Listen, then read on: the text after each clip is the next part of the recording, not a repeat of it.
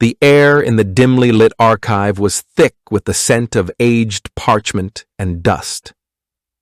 Dr. Eleanor Voss, a historian specializing in forgotten civilizations, ran her fingers along the spines of ancient manuscripts, her eyes scanning for anything that might align with her research. She had spent years chasing whispers of lost cities, places mentioned only in fragments, then deliberately scrubbed from history. Most of her colleagues dismissed her theories as the ramblings of an overzealous academic, but she knew the truth was out there, buried beneath layers of time and conspiracy. Then her fingers stopped. Tucked between two unremarkable volumes was a crumbling codex, its leather binding cracked with age. The title, once gilded, had faded to near invisibility. She carefully pried it open, her breath catching as her eyes fell upon a passage that shouldn't exist. In the 7th year of the Shadowed King, the city of Varethus was struck from the world, its name forbidden, its stones scattered, and its people made as ghosts. Eleanor's pulse quickened. She had never heard of Varethus. No one had. Yet here it was, described in chilling detail before the narrative abruptly ended, the next page torn away. She flipped through the rest of the book, but every other mention of the city had been meticulously excised, leaving only jagged edges where words had once been. A cold realization settled over her. This wasn't just a lost city, it was a forbidden one. Someone had gone to great lengths to erase it from memory. And if this single reference had survived, hidden in this forgotten archive, what else might still linger in the shadows? She glanced around instinctively, suddenly aware of the silence pressing in around her. The discovery felt dangerous, as if the very act of reading those words had awakened something long buried. But Eleanor couldn't stop now. She had found the first thread of a mystery that could rewrite history, if she dared to pull it. With trembling hands, she closed the book, but the name Varethus burned in her mind, refusing to be forgotten again. The weight of the discovery clung to Eleanor like a shadow as she stepped out of the archive and into the muted glow of street lights. The city around her, alive with honking cars and chattering pedestrians, felt suddenly distant, as if she had crossed an invisible threshold into a world where only she and the lost city of Varethus existed. Her first instinct was to consult the experts. She sent carefully worded emails to colleagues in archaeology and ancient linguistics, attaching a cropped image of the passage, just enough to pique interest, not enough to reveal the full context. The replies trickled in, each one more dismissive than the last. Never heard of it. Probably a scribal error. Sounds like allegory, maybe a moral fable. You're chasing ghosts, Eleanor. But she knew better. The deliberate excision of the pages, the ominous phrasing, struck from the world. This wasn't a mistake. It was a cover-up. Determined, she dug deeper. She scoured digital repositories, cross-referencing obscure texts and folklore for any whisper of Varethus. Late one night, bleary-eyed from hours of scrolling, she found it. A passing mention in a 14th century merchant's diary, written in the margins as if the author feared committing it to the main text. Avoid the roads near the black sands. Men vanish there, as they did in the days of the vanished city. Her breath hitched. The vanished city. It had to be the same place. But before she could dig further, the document flickered on her screen, then disappeared, replaced by an error message. She refreshed the page, but it was gone, as though it had never existed. A chill crept down her spine. The next morning, she visited the university's cartography collection, poring over ancient maps of the region where Varethus might have stood. One, a brittle parchment from the 9th century, showed a cluster of unnamed ruins in the desert. But when she returned the next day to examine it again, the ruins were no longer there. The map had been altered. Someone or something was still erasing Varethus. And now they were watching her. The thought should have terrified her. Instead, it ignited a fire in her chest.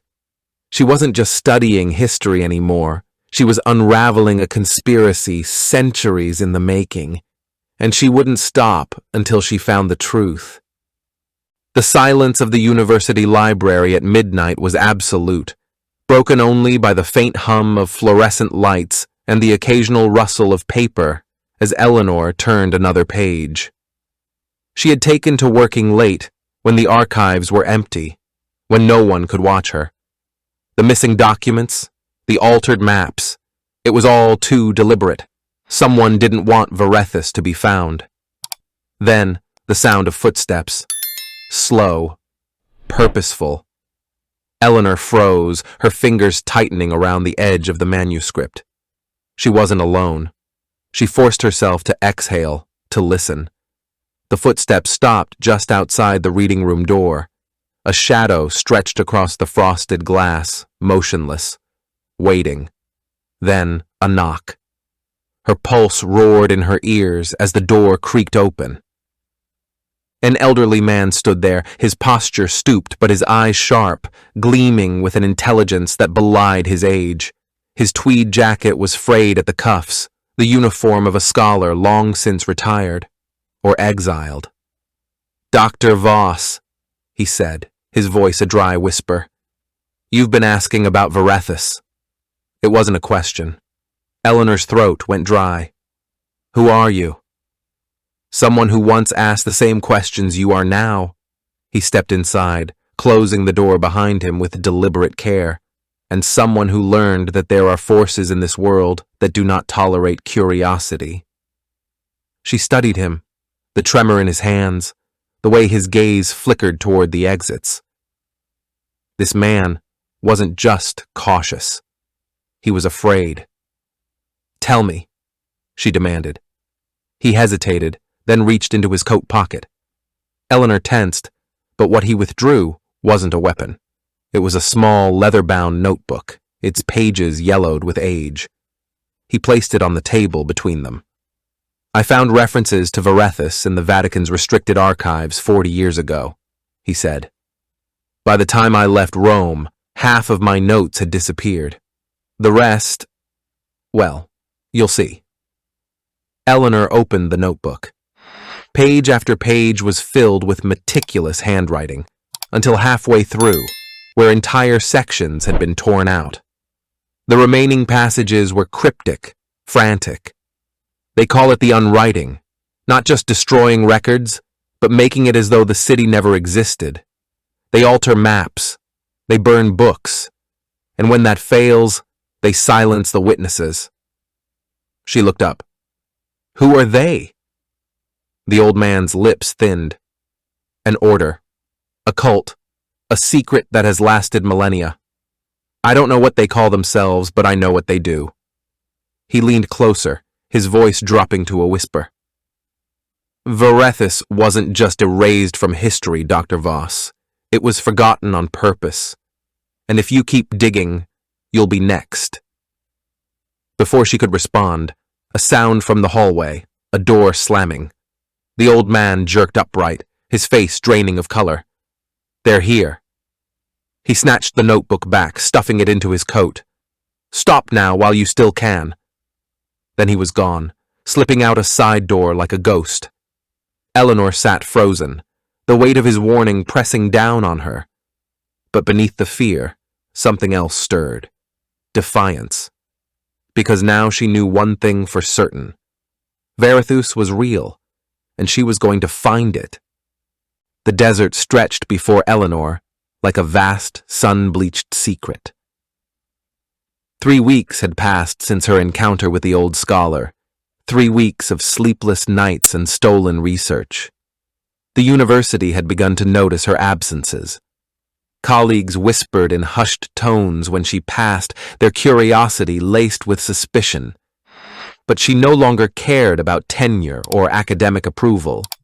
There was only the name, burning in her mind like a brand, Varithus. She had pieced together fragments, a coordinate from a defaced map, a half-destroyed diary entry referencing the black sands where the earth swallows memory. It led her here, to this wasteland at the edge of the modern world, where the wind carried the ghosts of erased histories. The local guides had refused to take her beyond the last outpost. Their eyes darkened at her questions, their hands making warding gestures she didn't recognize. "There is nothing there," one insisted, his voice edged with something deeper than doubt. "Nothing that should be found." So she went alone. The jeep struggled against the shifting dunes, its tires spitting sand as Eleanor navigated by GPS, though the signal flickered in and out, as if the land itself resisted being charted. Static hissed through the radio, broken occasionally by voices speaking a language she didn't know. Or perhaps it was no language at all. As the sun dipped below the horizon, the temperature plummeted. Eleanor pulled her jacket tighter, her breath misting in the sudden cold. The dunes gave way to a cracked basin, its surface veined with fissures that glowed faintly in the twilight. Not with heat, with something else. Something wrong. She stepped out of the jeep, her boots crunching on brittle ground. The air tasted metallic, charged. A whisper of movement made her turn, just in time to see a figure standing atop a nearby ridge, silhouetted against the dying light. Tall. Too tall. Then the wind shifted, and the figure was gone. Eleanor's hands trembled as she adjusted her pack. She should have been afraid. Maybe she was. But deeper than fear was the pull of the impossible, the need to know. She walked forward, into the basin, toward the place where the coordinates said Varethus should be, toward the place where nothing at all remained. The cracked earth gave way beneath Eleanor's boots with a sound like breaking bone. Each step sent fine black sand swirling around her ankles, whispering secrets as it settled. The deeper she ventured into the basin, the heavier the air became, thick with the scent of ozone and something older, something that tasted of rust and forgotten words. Then she saw them. The ruins rose from the wastes like the jagged teeth of a buried leviathan, not the grand columns or shattered walls of ancient cities she had studied, but something far more unsettling. The structures were smooth, almost organic, their surfaces unnaturally seamless, despite the ages that must have weathered them. They were not built. They were grown, and they were blank.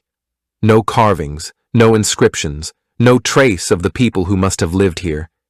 It was as if the city had been scoured clean, not just of life, but of identity itself.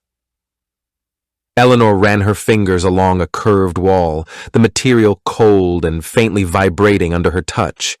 The wrongness of it prickled her skin. This was not how ruins behaved. Stone should crumble, metal should corrode, but Varethus refused to decay. It simply waited.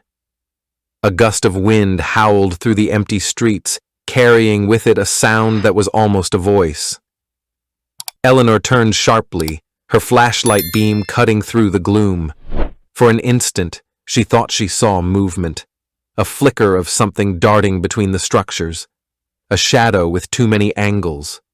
Her radio crackled to life, spewing a burst of static that resolved into a single phrase spoken in a dozen overlapping voices. "You were not invited." The light in her hand died.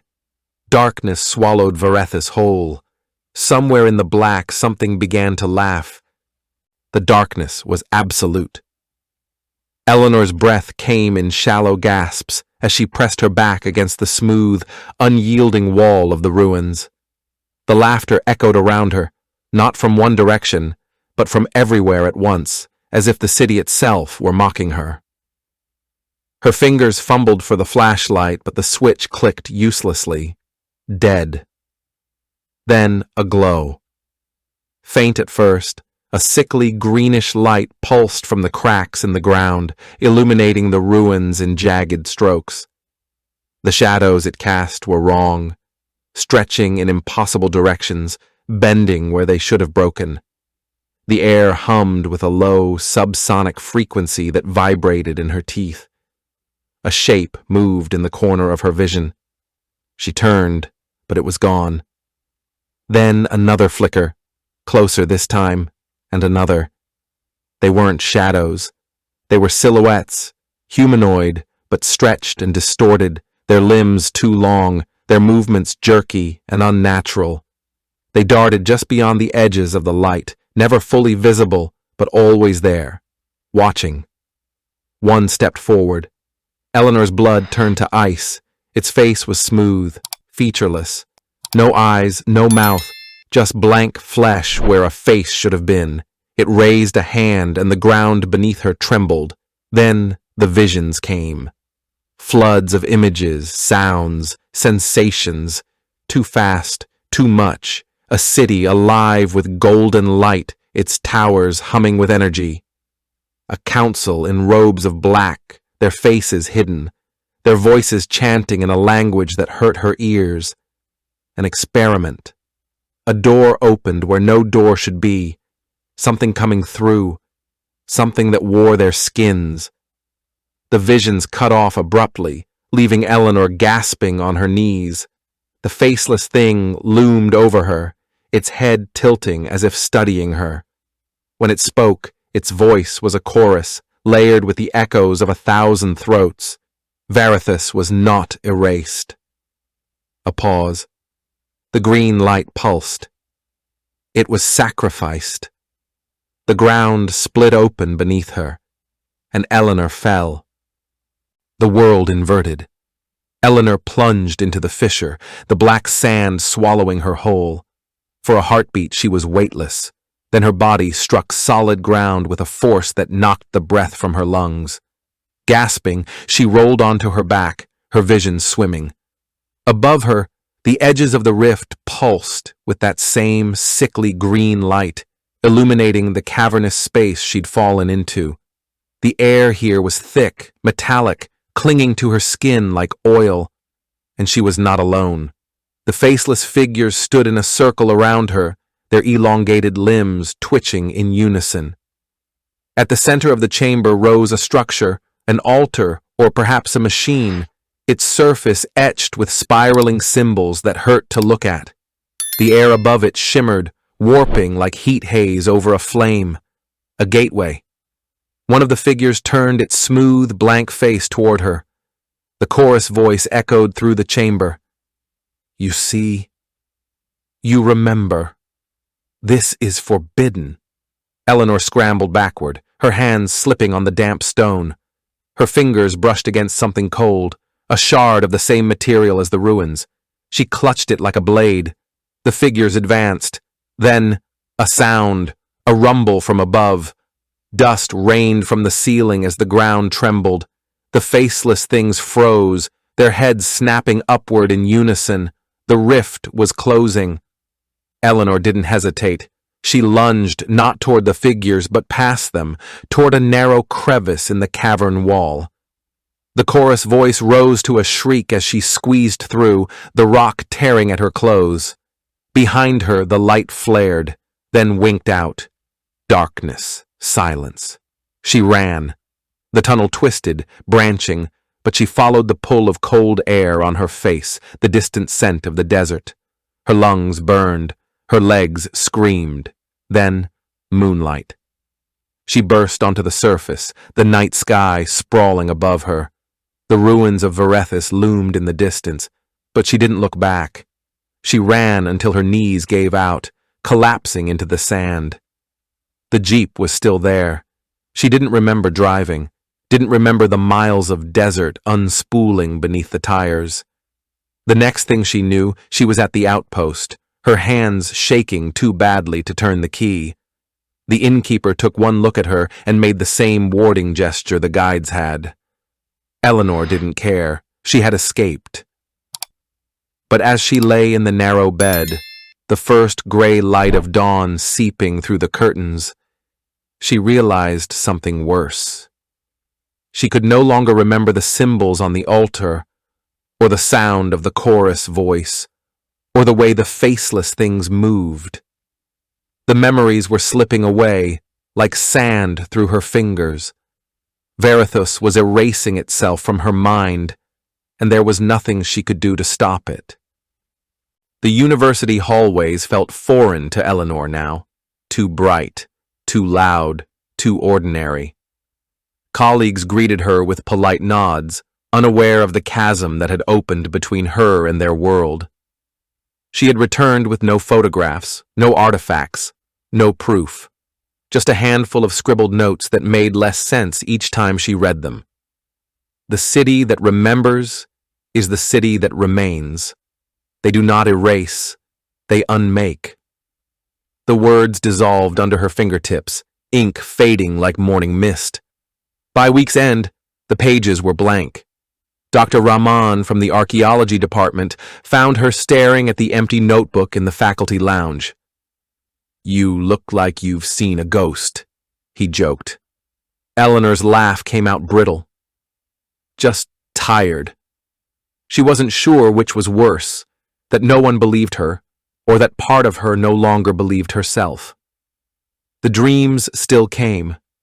Faceless figures whispering in languages that slipped away upon waking, towering structures that collapsed into sand when she reached for them. But each morning, the memories grew fainter. Then, on the winter solstice, the package arrived. No return address.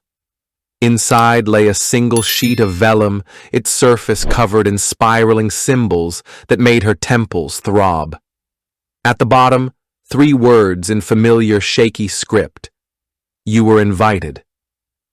When she looked up, her reflection in the window held too many teeth. The next morning, Eleanor Voss didn't come to work. Her office stood empty, the desk cleared. The only trace left behind was a thin layer of black sand coating the chair, swirling into patterns no human hand could have made. In the archaeology department's next newsletter, a brief paragraph noted her sabbatical. By the following edition, no one remembered who had written it. But sometimes, when the wind blows just right through the desert outposts, the guides still make that warding gesture. And in the deepest archives of forgotten libraries, certain books still whisper when no one's there to hear them. The city remembers, and it waits. Thanks for watching. If you enjoyed this video, hit that like button, subscribe, and ring the bell for more. Let me know your thoughts in the comments. I'd love to hear from you. See you in the next one. Bye for now.